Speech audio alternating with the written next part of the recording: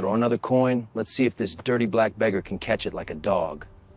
Garrett Caldwell whipped a handful of quarters at the old man sitting outside Belmont Crown's gates. His jockey friends howled. Good boy.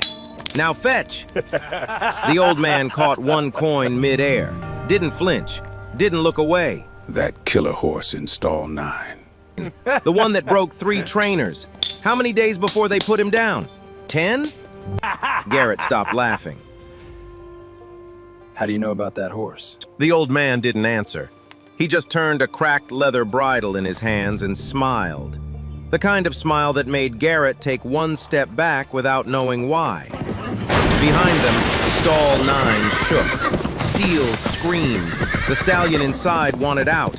This beggar they were spitting on, he was hiding something none of them saw coming. Belmont Crown Estate sat on 600 acres of bluegrass in Lexington, Kentucky. The kind of place where money didn't talk, it whispered, and everyone leaned in to listen. The main drive was lined with white oak trees older than the country itself, leading up to a clubhouse built from Tennessee limestone, with crystal chandeliers in every room and a bourbon bar that served glasses worth more than a working man's weekly paycheck. Oil portraits of Caldwell patriarchs hung along the grand hallway. 4 generations of white men in riding jackets, each one painted with the same thin-lipped smile that said, "We own this. We always will." Out back, past the manicured hedges and the private grandstand with its velvet seats, the stables stretched in long rows of polished oak and wrought iron. 52 stalls.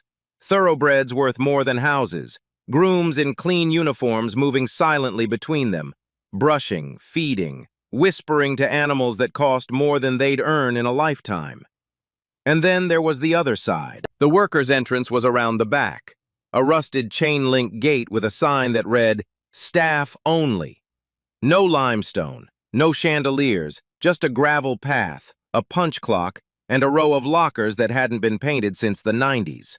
Most of the grooms were black. Most of the jockeys were white. That wasn't written anywhere. It didn't need to be. Garrett Caldwell ran all of it. 38 years old, platinum blonde hair slicked back, skin permanently sunburned from weekends on his private yacht.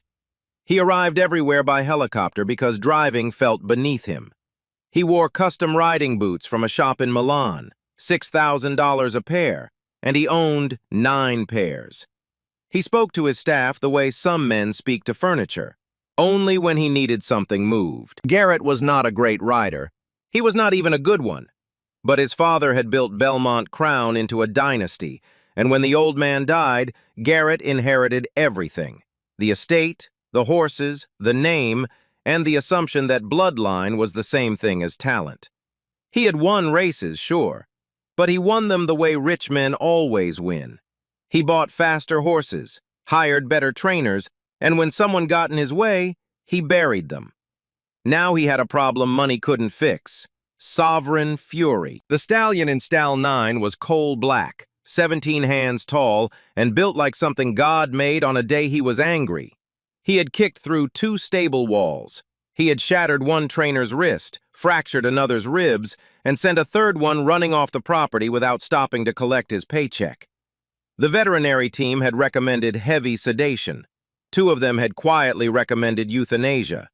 Garrett refused, not out of compassion, but because Sovereign Fury was the fastest horse he had ever owned, and the Belmont Crown Classic was 10 days away. A $2 million purse, television cameras, his dead father's legacy on the line. If the horse couldn't race, Garrett had nothing.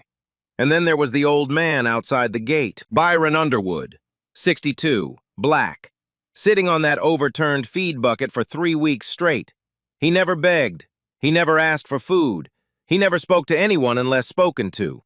He just sat there, watching the horses through the iron fence, turning that cracked leather bridle in his hands. Sometimes his lips moved, not to himself, but toward the horses, murmuring, whispering, words no one could hear. The stable hands thought he was crazy. The jockeys thought he was pathetic. Garrett thought he was trash that needed to be swept away. But young Travis Caldwell, Garrett's 19-year-old nephew, a junior jockey with soft hands and scared eyes, noticed something the others didn't. Every time the old man whispered, the nearest horses changed.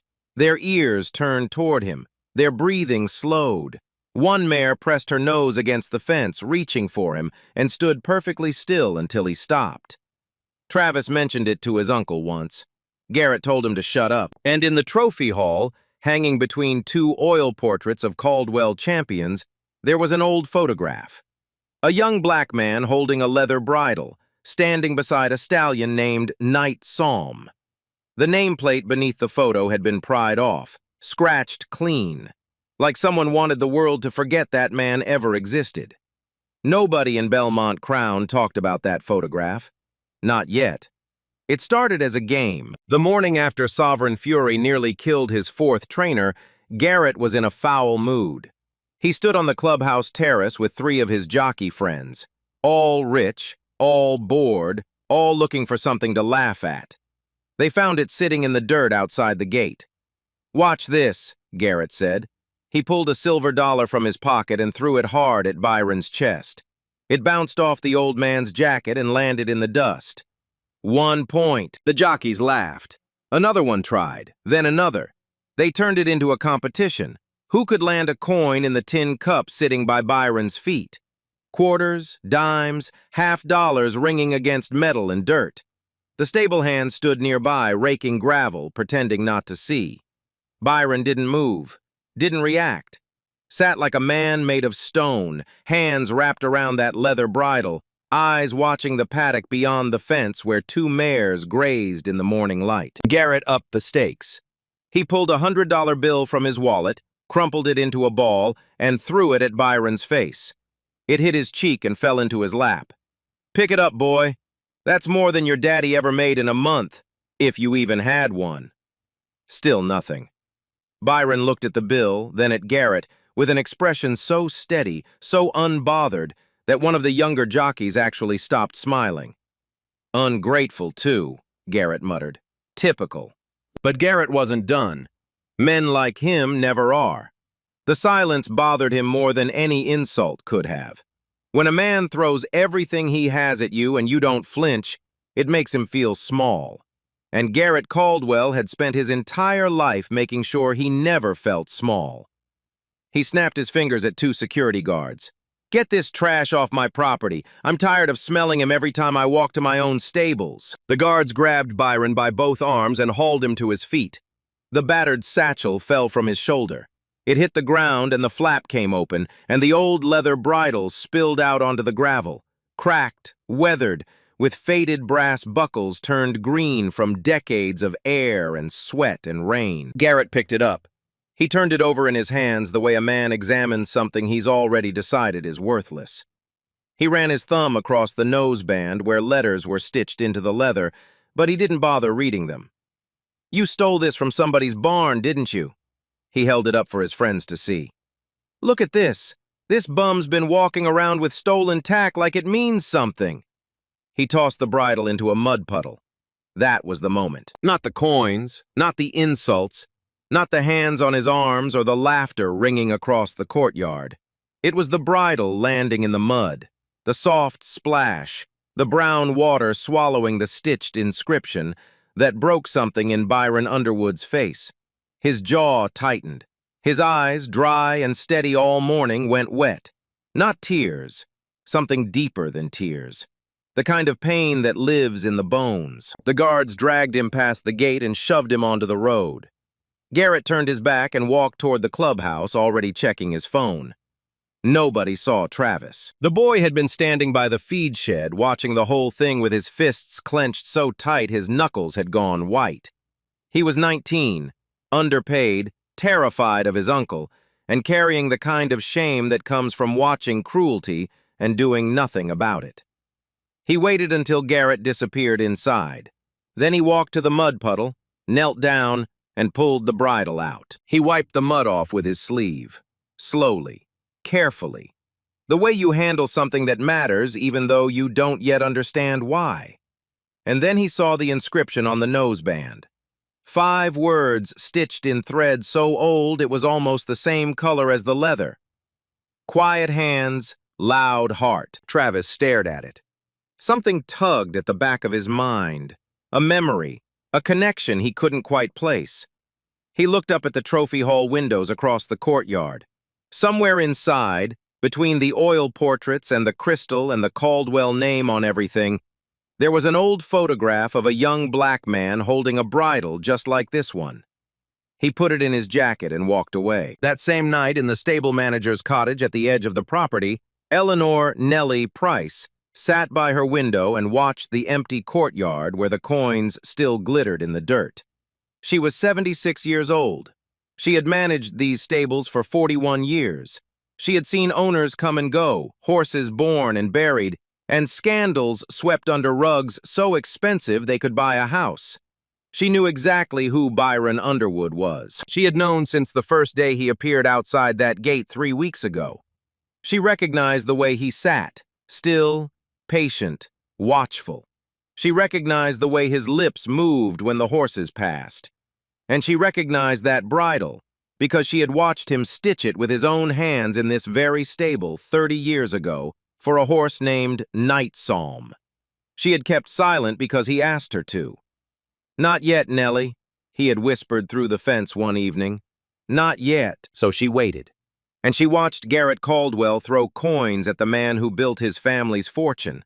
And she gripped the windowsill until her knuckles ached. And she said nothing. But in her bedroom closet, behind a box of old racing programs, there was a manila envelope she had kept for 3 decades. Inside it, lab reports, internal memos, and a signed confession from a dead veterinarian. She wasn't going to wait much longer. And somewhere on the dark road outside Belmont Crown, Byron Underwood walked alone.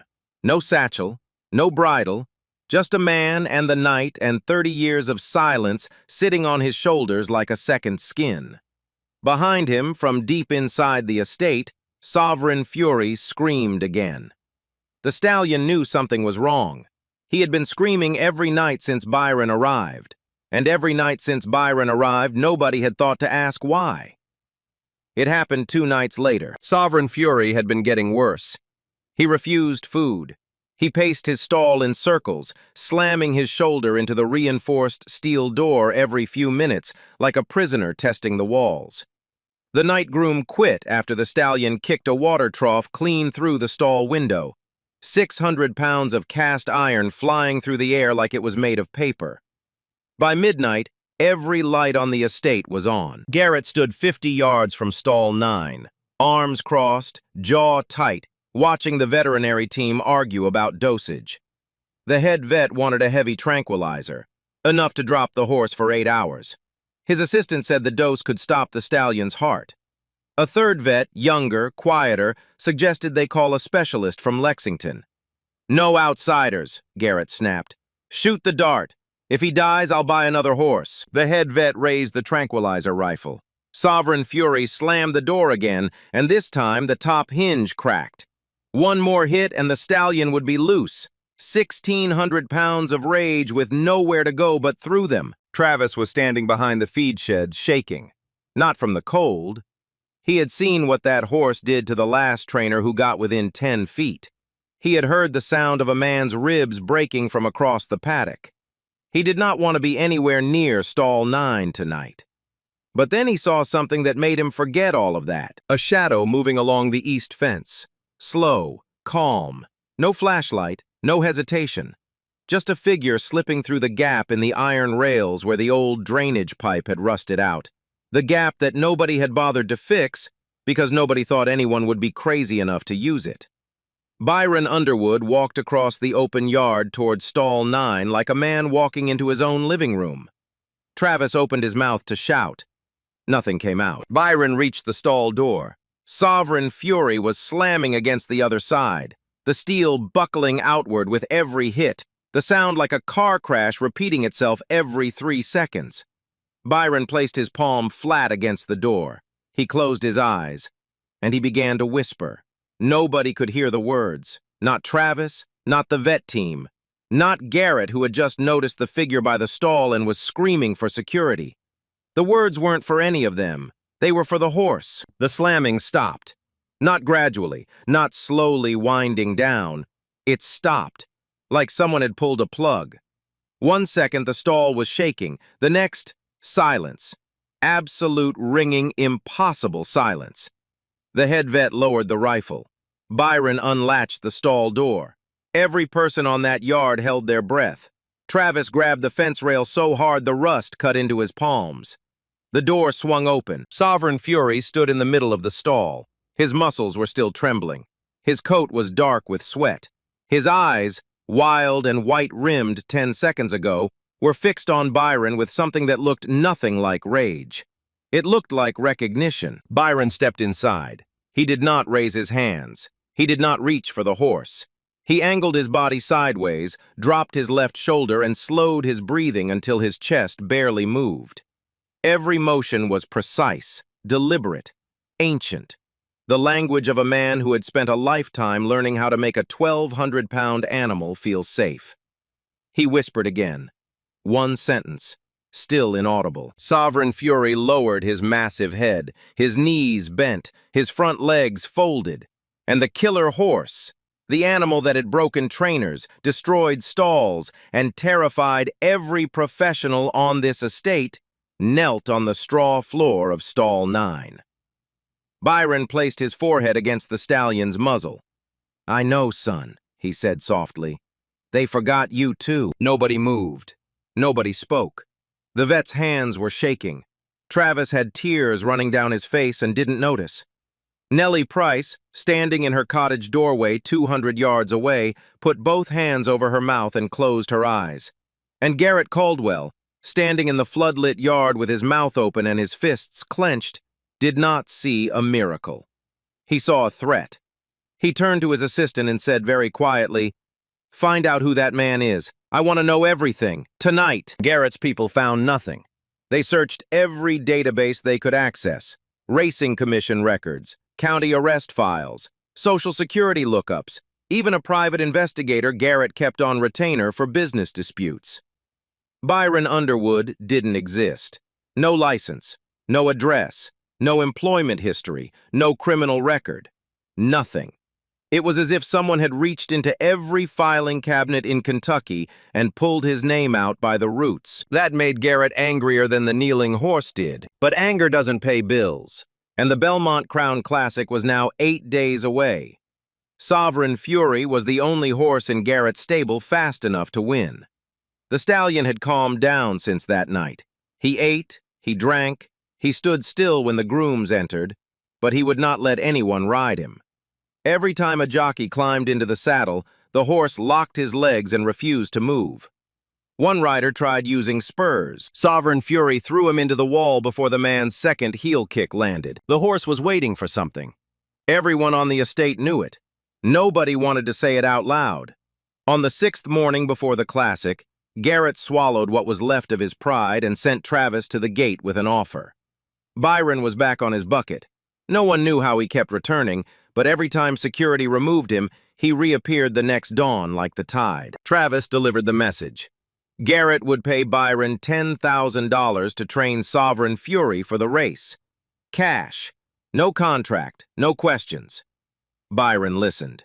He looked past Travis at the estate, the white fences, the limestone clubhouse, the stables he had built with his hands and his name before any of it belonged to the Caldwells. "I don't want his money," Byron said. Travis blinked. "Then what do you want?" "After the race, the horse goes free. Sanctuary. Not the auction house, not the glue factory. A real pasture with real grass and nobody putting a whip to him ever again." Travis brought the terms back to Garrett.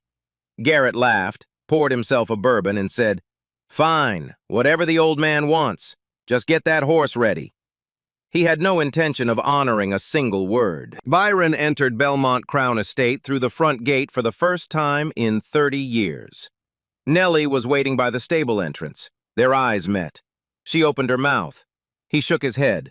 Just barely. A movement so small only someone who had known him for decades would catch it. Not yet. She handed him a set of stable keys and walked away without a word. The training began the next morning, and it was like nothing anyone on that estate had ever seen. Byron did not use a whip. He did not use spurs. He did not raise his voice above a murmur. He walked into Sovereign Fury's stall carrying only the old leather bridle, and instead of forcing it onto the horse's head, he hung it on a hook by the door and sat down in the straw. He sat there for 2 hours. The stallion watched him, paced, snorted, came closer, backed away, came closer again. At the end of the 2nd hour, Sovereign Fury lowered his nose and sniffed Byron's open palm. Byron breathed out slowly, matching the horse's rhythm, inhale for inhale, until the two of them were breathing as one. Then he stood, picked up the bridle, and Sovereign Fury dropped his head to accept it like he had been wearing it his whole life. The grooms standing outside the stall didn't say a word. One of them, a black man in his 50s who had worked the stables for 20 years, wiped his eyes with the back of his hand and turned away. By the 3rd day, Byron had Sovereign Fury on the training track. No saddle, no rider, just voice commands. He walked the stallion through the full circuit, including the Devil's Stretch, a dangerously steep section of track that curved downhill at an angle that made most horses panic. Sovereign Fury took it at a canter, ears forward, responding to nothing but the sound of Byron's voice from the rail. The jockeys watched from the grandstand in silence. On the 4th day, Byron found something the entire veterinary team had missed. He was running his hands along Sovereign Fury's left foreleg, slowly, the way a blind man reads a page, when his fingers stopped. He pressed. The horse flinched. Not much, just a twitch. But Byron's face changed. "Hairline fracture," he said to the head vet who had come to observe. "Left cannon bone, about 2 inches above the fetlock." The vet stared at him. "We x-rayed that leg 3 weeks ago. It was clean." "X-ray it again." They did. The fracture was there. A crack so thin it barely showed on the screen, but real enough to end the horse's career if he ran on it at full speed. Byron fashioned a therapeutic wrap from stable cloth, pine resin, and a binding technique he had invented decades ago. The vet watched him work and didn't say a word, because there was nothing to say. The man's hands knew things that machines didn't. But while Byron was building trust in the stable, Garrett was building something else. He changed the locks on the stable door so Byron couldn't enter at night. He told the grooms that Byron was a con artist who had drugged the horse with something hidden in the bridle leather, a lie so stupid that nobody believed it, but nobody challenged it either, because Garrett signed their paychecks. He cornered Travis in the tack room. "I see you following that old man around like a lost puppy. Let me make this real clear, nephew. If I catch you helping him one more time, you're off this estate. Out of the will, out of the family. You'll be just as homeless as he is." Travis looked at the floor. He nodded. He said, "Yes, sir." And then that night, after Garrett went to bed, Travis walked to the archive room at the back of the trophy hall. The room nobody entered because it was full of dust and boxes and things the Caldwell family preferred to forget. Nellie had slipped him a key that afternoon without a word. He opened the door, turned on the light, and in a box labeled 1989 to 1995, "Do not open," he found it. The original photograph, undefaced, unscratched. A young black man in his early 30s, standing tall beside a magnificent stallion named Night Psalm, holding a leather bridle with green brass buckles and an inscription on the noseband. Beneath the photograph, a brass nameplate that read, "Byron Underwood, the Quiet Hand, Trainer of Champions." Travis held the photograph in both hands. His own last name was on every building in this estate. But the man who made it all possible had been erased so completely that even the photograph was buried in a box someone had labeled, "Do not open." He put the photo inside his jacket, right next to the bridle he had pulled from the mud. And for the first time in his life, Travis Caldwell felt ashamed of his own name. Travis found Byron at dawn, sitting on a hay bale behind the east stable, watching Sovereign Fury graze in the morning paddock. The stallion moved differently now. No pacing, no wall kicking, no wild eyes. He walked with his head low, tearing grass in slow, even pulls, like an animal that had finally remembered what peace felt like. Travis didn't say good morning. He pulled the photograph from inside his jacket and held it in front of Byron's face. "This is you." Byron looked at the photograph for a long time. His own face, 30 years younger, staring back at him from beside a horse that had been dead for 2 decades. He didn't deny it. He didn't explain. He just exhaled, the kind of breath a man releases when he's been holding something inside for so long that letting it go feels like surgery. "That was a different life," Byron said. "You're the quiet hand." Travis's voice was shaking. "You trained Night Psalm. You trained half the champions in this stable's history. I looked it up. There are records in that archive going back to 1986. Your name is on everything. Training logs, breeding plans, race strategies, all of it. And then after 1994, nothing. Like someone went through every page with a razor blade and cut you out." Byron nodded slowly. "That's about right." "What happened?" Byron didn't answer immediately. He watched Sovereign Fury pull at the grass. He watched the sunlight move across the paddock.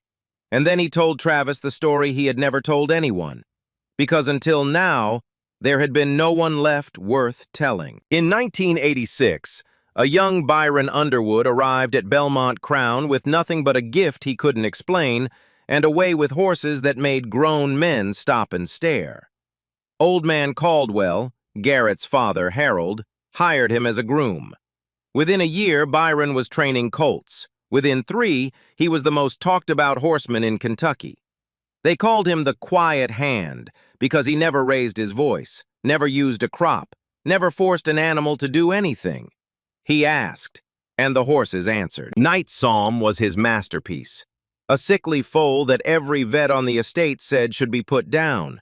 Bad lungs, weak joints, wouldn't survive its first winter.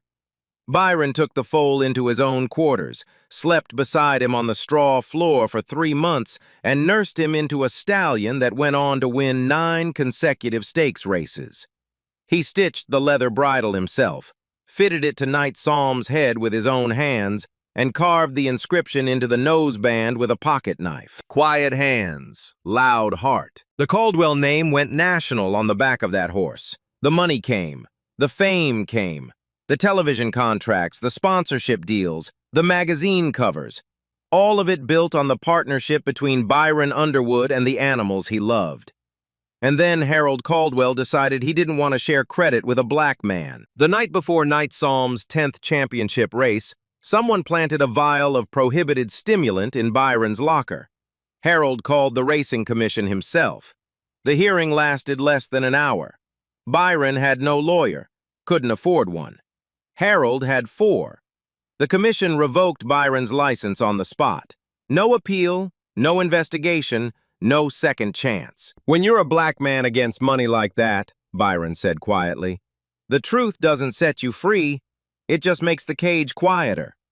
He lost his license, then his cottage on the estate, then his savings fighting a legal battle no one would take, then his wife, then his daughter, who was 3 years old the last time he held her. Travis was crying. He didn't wipe his face, he just stood there, holding the photograph of a man the world had erased, and cried like a boy who had just learned that the house he grew up in was built on someone else's bones. "Why did you come back?" Travis asked. Byron looked at Sovereign Fury. The stallion had stopped grazing and was standing still, watching them both. Night Psalm's grandson, the same dark coat, the same deep eyes. "Because they were going to kill him," Byron said, "and he's the last thing left in this world that carries my work inside his blood." Travis looked at the photograph, then at Byron, then at the horse. "Garrett is going to find out who you are," Travis said. "His people are digging." "I know." "He'll destroy you again. He'll do what his father did." Byron smiled, that same quiet, unsettling smile from the gate. His father had the element of surprise. Your uncle doesn't. Before Travis could answer, a voice cut across the yard like a blade. "What the hell are you two talking about?" Garrett was standing at the stable entrance.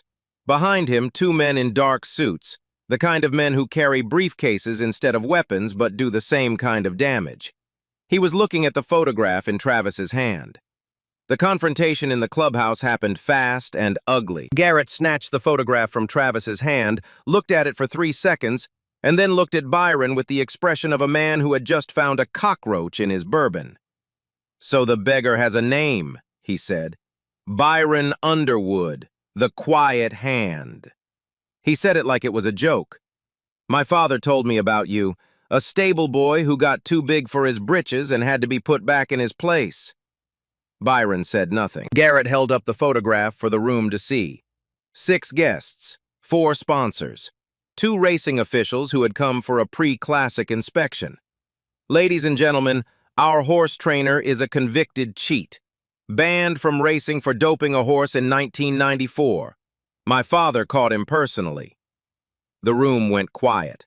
The sponsors exchanged glances. One of the racing officials reached for his phone. Then a voice came from the back of the room. "That's a lie, Garrett, and you know it." Nellie Price stepped through the doorway. 76 years old, white hair pulled back, hands steady, eyes absolutely murderous. She was carrying a manila envelope, the same one she had kept in her bedroom closet for 30 years, behind a box of old racing programs, waiting for a moment exactly like this. She walked to the center of the room and opened it. "These are the original lab reports from Night Psalm's final race. Clean, every single one." She laid the papers on the table one by one. "These are internal memos from Harold Caldwell to the head veterinarian, dated 2 weeks before the race, instructing him to plant a vial of clenbuterol in Byron's locker." Another page.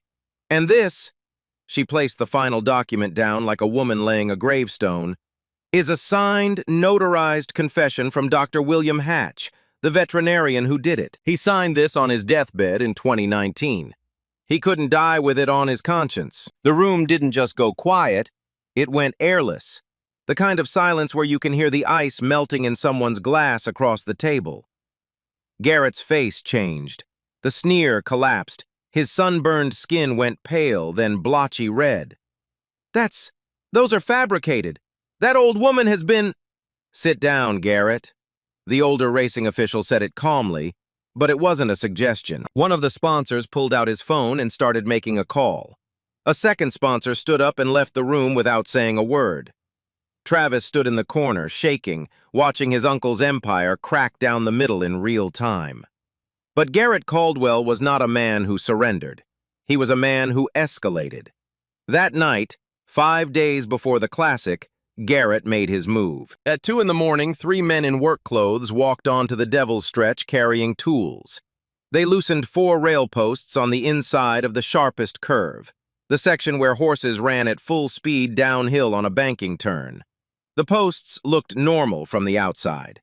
But one hard impact and they would collapse outward, sending any horse on the inside rail straight through the gap and down a 6-foot embankment onto concrete drainage below. Garrett entered a second horse in the Classic, Sterling Blaze, a decent but unremarkable bay gelding, and hired a jockey named Cole Whitfield who owed him money and didn't ask questions. Cole's instructions were simple. Stay on the outside at Devil's Stretch. Let whoever was on the inside hit the rail. Sovereign Fury was meant to die on that track, and if Byron's training was what put the horse there, then Byron would take the blame. The morning of the race, Byron walked the track alone at dawn. He did this every race day, a habit from 30 years of training, checking the footing, reading the dirt the way a sailor reads the water. When he reached the Devil's Stretch, he stopped, knelt, ran his fingers across the base of a rail post. The ground was disturbed. Fresh tool marks in the dirt. The post moved when he pushed it, barely, but enough. He checked the next 3 posts. Same thing, all loose, all on the inside rail, all at the exact point where a horse running in the lead would be hugging the curve at maximum speed. Byron stood up. He looked back toward the estate where the grandstand was already being decorated with bunting and the catering trucks were lining up. 20,000 people would fill those seats today. Television cameras, families, children. He walked to Nellie's cottage and told her 2 things. Make sure every security camera on the property was recording and point one directly at the Devil's Stretch. Then he went to find Travis. The boy was in the Jockeys' changing room, already in his racing silks, green and gold, the Caldwell colors, staring at himself in the mirror like he was looking at a stranger. This was his first major race. His hands were shaking so badly he couldn't buckle his helmet. Byron sat down beside him. He didn't give a speech. He didn't say, "You can do this," or "Believe in yourself," or any of the things people say when they don't know what else to offer. He took the helmet from Travis's hands, buckled it himself, and said one thing. "When you hit the bend at Devil's Stretch, do not follow the rail. Go wide. No matter what the other riders do, no matter what your uncle told you, you go wide." Travis looked at him. "Why?" "Because I'm asking you to trust me, that's all I've got." Travis nodded. He stopped shaking. The gates opened at noon. 20,000 spectators filled the grandstand. Television cameras lined the rail. The bourbon was flowing in the VIP boxes, and the sun was high and bright, and the bluegrass smelled like money and summer, and the kind of tradition that only exists when everyone agrees not to look too closely at how it started. 8 horses lined up in the starting gate. Sovereign Fury stood in gate 4, calm, focused, his dark coat gleaming, Travis steady in the saddle.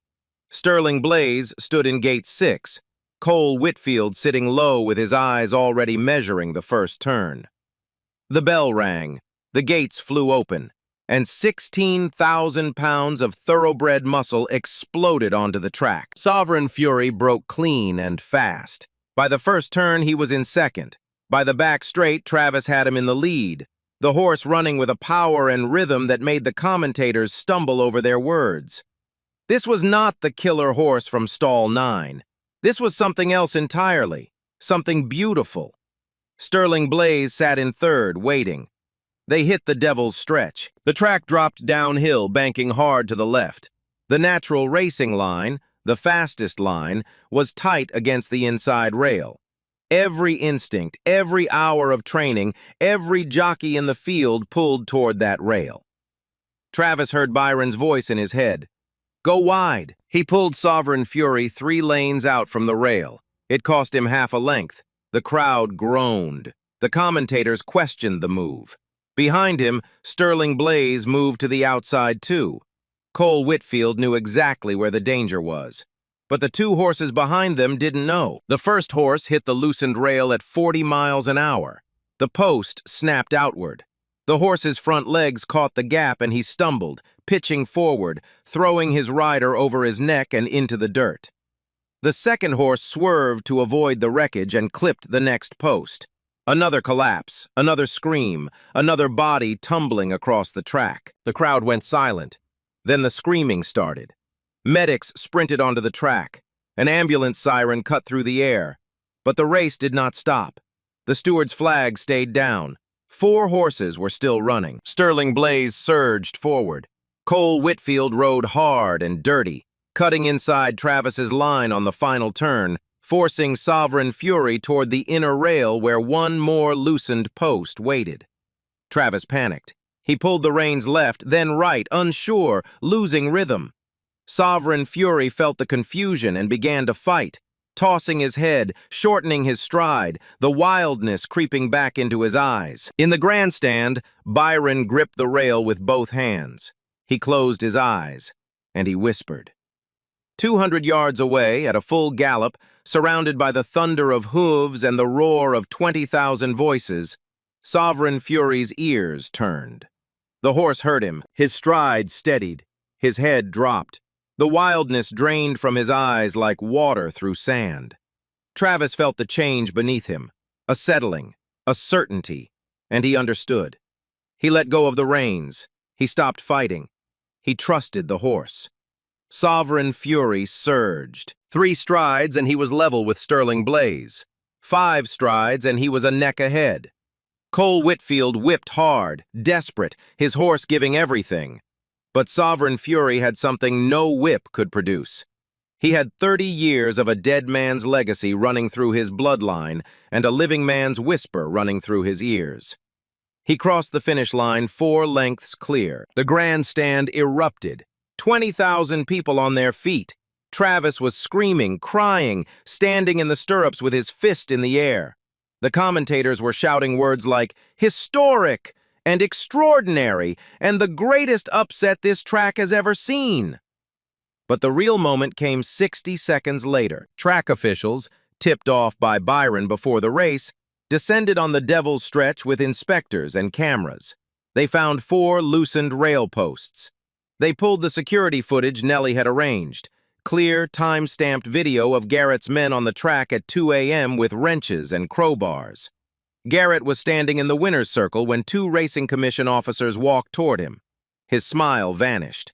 His eyes darted left, then right, looking for an exit that didn't exist. And at the edge of the winner's circle, behind the rope, Sovereign Fury walked to the fence and pushed his muzzle through the gap toward Byron. The old man placed his forehead against the stallion's face, the same gesture from that first night in stall 9, and closed his eyes. The crowd didn't know who he was, not yet, but they saw the horse choose him. They saw the killer stallion press his face against this old man in a threadbare jacket and stand perfectly, absolutely still. And then someone in the grandstand started clapping.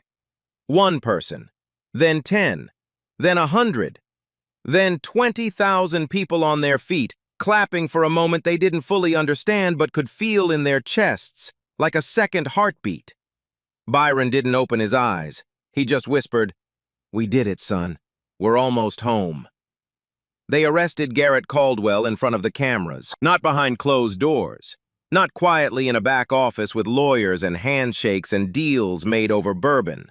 Right there in the winner's circle, with 20,000 people watching and every television lens on the property pointed at his face. 2 Racing Commission officers walked him past the grandstand while his sponsors turned their backs and his jockey friends suddenly found reasons to be somewhere else. The charges came fast: track tampering, animal endangerment, conspiracy to cause bodily harm, fraud. The loosened rail posts alone carried criminal liability. 2 jockeys had been thrown at Devil's Stretch, one with a broken collarbone, another with a shattered pelvis. Those men had families. They had come to ride a clean race. Garrett had turned the track into a trap. His racing license was revoked before sunset. The same commission, the same process, the same single-page ruling that had destroyed Byron Underwood 30 years ago. Only this time, the evidence was real. Nellie's documents did the rest. The original lab reports, Harold Caldwell's internal memos, Dr. Hatch's deathbed confession. The Racing Commission opened a formal review of Byron's 1994 case, and within 72 hours, they issued a statement that read like an apology the sport was 3 decades too late in making. The charges against Byron Underwood are hereby vacated. His record is fully restored. The commission recognizes a grave miscarriage of justice. The nameplate beneath the photograph in the trophy hall was replaced. Not quietly, not by some maintenance worker at midnight. Travis did it himself, in broad daylight, with Nellie standing beside him. He screwed the brass plate into the wall with his own hands. Byron Underwood, the quiet hand, trainer of champions. This time, no one would pry it off. That evening, Travis stood in front of a press microphone with the $2 million winner's check in his hand. The money belonged to the Caldwell estate. The victory did not. He said only one sentence, and it was the only sentence that mattered. "Everything I did today, I did because a man named Byron Underwood taught me what this horse already knew, that trust is louder than force." Byron turned down every offer they gave him. Head trainer at Belmont Crown, declined. Consulting contract with the Racing Commission, declined. 3 separate stables in Kentucky, Virginia, and Maryland called within a week, offering salaries that would have made most men choke on their coffee. Byron listened politely to each one, thanked them, and said no. He wanted one thing. He had always wanted one thing. 2 weeks after the Classic, a horse trailer pulled up to the gates of Belmont Crown Estate at 6 in the morning. Byron was waiting. Sovereign Fury walked out of stall 9 for the last time, crossed the yard where coins had once been thrown at the man now holding his lead rope, and stepped into the trailer without hesitation. No sedation, no blindfold, no restraint. He followed Byron the way he had followed his voice from the very first night, completely, without question. They drove 4 hours east to a 300-acre equine sanctuary in the Blue Ridge Mountains of Virginia. Rolling green hills, white birch fences, a creek that ran cold and clear through the middle of the property. No starting gates, no whips, no races. Just grass and silence and room to run for the sake of running. The sanctuary director met them at the entrance. She had already named the new training program the Quiet Hand Method. Byron would visit every week to work with rescued horses, animals that had been abused, neglected, or broken by industries that saw them as products instead of living things. He asked for no salary. He asked for no title. He asked only that the horses be treated the way he had always treated them, with patience, with voice, with time. Nellie Price retired the following month. 41 years at Belmont Crown, and she walked out the same staff gate she had walked in through as a 35-year-old woman who loved horses more than politics. The estate gave her a formal commendation, a framed certificate with gold lettering that she hung in her bathroom because, she said, that's about how much their gratitude is worth. But she didn't leave bitter. She left satisfied. The envelope had done what it was meant to do. The truth had outlasted the men who buried it. Travis Caldwell left the estate a week after his Aunt Nellie. He renounced no inheritance. There wasn't much left to renounce. Garrett's legal fees, the commission fines, and the sponsor withdrawals had gutted the Caldwell fortune faster than anyone expected. The estate was placed under independent oversight.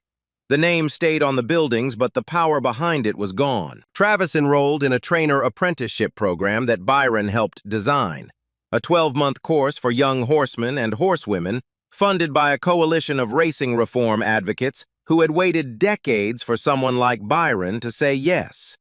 Travis was its first student. Garrett Caldwell's trial made national news. The track tampering was only the beginning. Investigators uncovered decades of exploitation buried in the estate's records. Underpaid black stable workers, suppressed injury reports, falsified breeding documents, and a pattern of racial discrimination so consistent it could have been written into the bylaws. Garrett received a 5-year ban from all equestrian activities and faced criminal prosecution that his lawyers said could take years. He had no comment. A documentary crew arrived at the sanctuary in Virginia 3 months later. They filmed Byron walking through the meadow at dawn with Sovereign Fury beside him. No bridle, no lead rope, no reins. Just a man and a horse, side by side, moving through the morning mist like two old friends who had finally found their way back to each other. The working title of the film was simple: Quiet Hands, Loud Heart. The final shot: Byron's hand resting on Sovereign Fury's neck, the horse's breath rising in the cold air, the mountains behind them, green and endless. And for the first time in 30 years, Byron Underwood looked like a man who was home. They threw coins at him. Let that sit for a moment. They threw coins at a man who had built their empire with his bare hands. They called him a beggar, a thief, a dog. They told him to crawl. They told him to fetch. They looked at his skin and decided that was all they needed to know. And they were wrong. The world is full of Byron Underwoods. Men and women sitting outside the gates of kingdoms they helped build, watching strangers take credit for their work, their genius, their sacrifice. We pass them on sidewalks. We pass them in hallways. We look at what they wear, where they sleep, the color of their skin, and we decide in half a second that we know their whole story. We don't. Talent doesn't disappear because someone powerful decides it shouldn't exist. Genius doesn't expire because it's wrapped in a threadbare jacket. The measure of a person has never been where they sit. It's what they know, what they've built, and how they endure when the world tries to unmake them. Byron Underwood endured 30 years. 30 years of silence, of erasure, of watching his life's work claimed by men who couldn't tell a bridle from a belt. And when the moment came, when the horse screamed and the trainers ran and the money men stood helpless, he didn't ask for revenge. He didn't ask for credit. He walked into that stall and whispered, because that's what he was born to do. And the killer horse knelt. They threw cards at him, called him a beggar, a dog, and the whole time he was the man who built everything they had. Byron Underwood lost everything because one powerful man decided a black man didn't deserve credit. His name erased, his photograph buried in a box labeled "Do Not Open." His license, his home, his family gone. 30 years, that's how long he waited. And when he came back, he didn't come back for revenge. He came back because a horse was going to die. The last living thing that carried his work inside its blood. He walked into that store, he whispered, and a 1,600-pound killer horse knelt. No one gave Byron his gifts, and no one could take it away. Not money, not power, not 30 years of silence. Talent like that doesn't expire. It just waits for the moment it's needed most.